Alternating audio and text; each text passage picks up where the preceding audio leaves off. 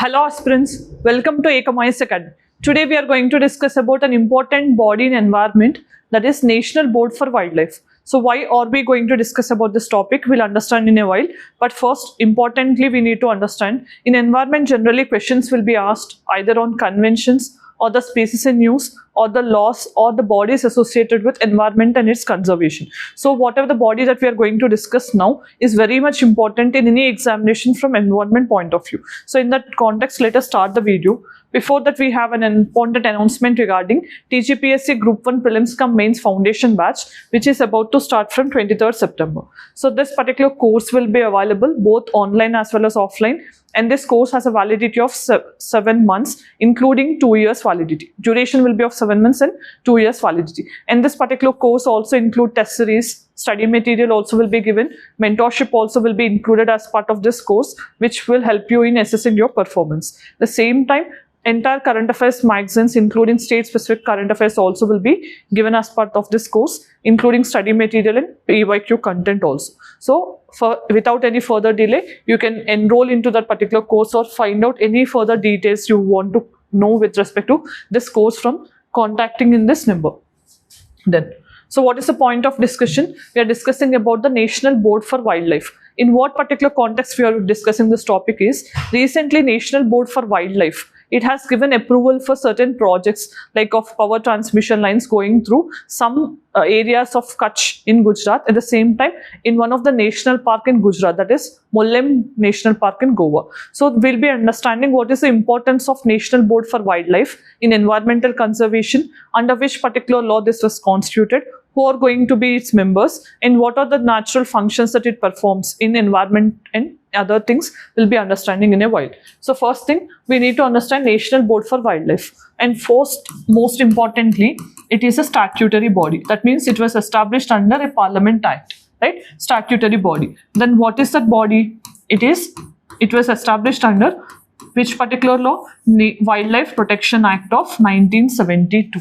Wildlife Protection Act of 1972, right? So this is a board, what this particular body was created under this act, right? And you know, recently this particular act got amended in 2022, and we used to have 6 schedules here. Now they got confined to 4 schedules. So it is the most important law in terms of environment and wildlife conservation, right? So then let us understand more details about National Board for Wildlife. So what is the main function associated with National Board for Wildlife? So it has to take care about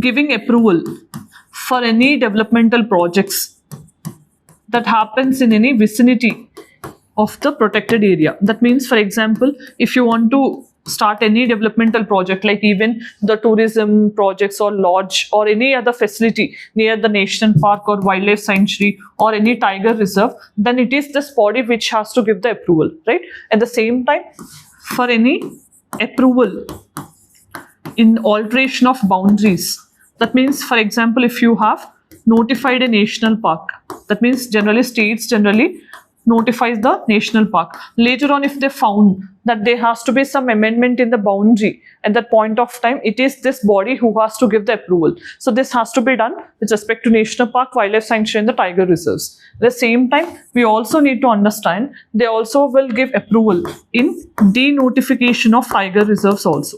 That means already notified tiger reserve, if it has to be denotified, then it is the job of National Board for Wildlife in giving the approval. So these are the main functions that it generally performs. Then let us understand its structure or composition. Generally, this is a 47-member body. 47 members will be part of this.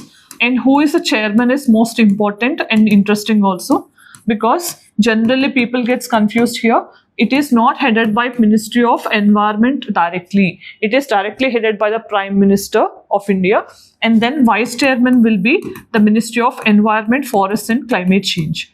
Whoever the minister will be, he'll be the Vice Chairman. At the same time, many members also will be there, and 10 more members also can be nominated by central government from different environment fields and other things. At the same time, we also need to understand, along with the membership here, we also have Defense Secretary, Chief of Defence Staff, etc. also are members to this particular committee, right, along with other members. So this is the most important structure. Then we also have a standing committee under National Board for Wildlife, which generally takes the decisions, which are administrative decisions and many other decisions with respect to wildlife conservation. And this committee directly will be headed by the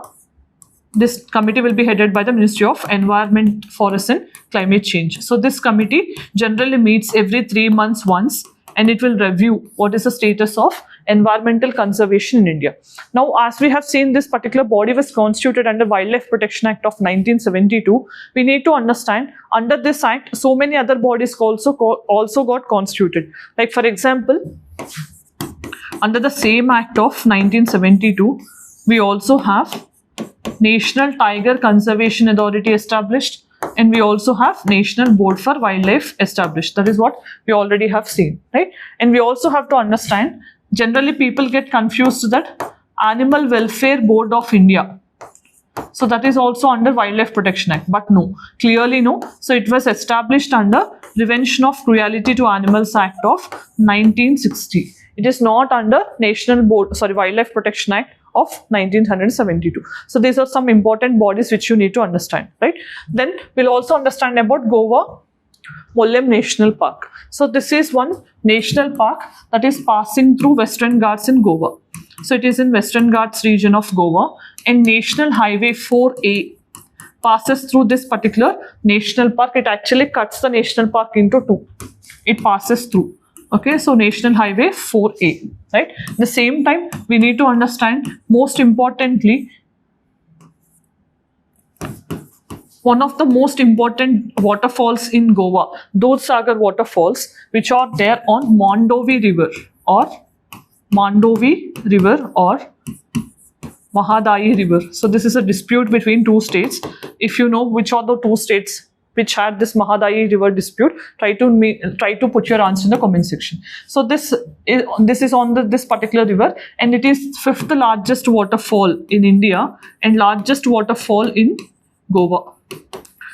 So this is the main thing which you have to understand. 5th largest in India and largest in Goa.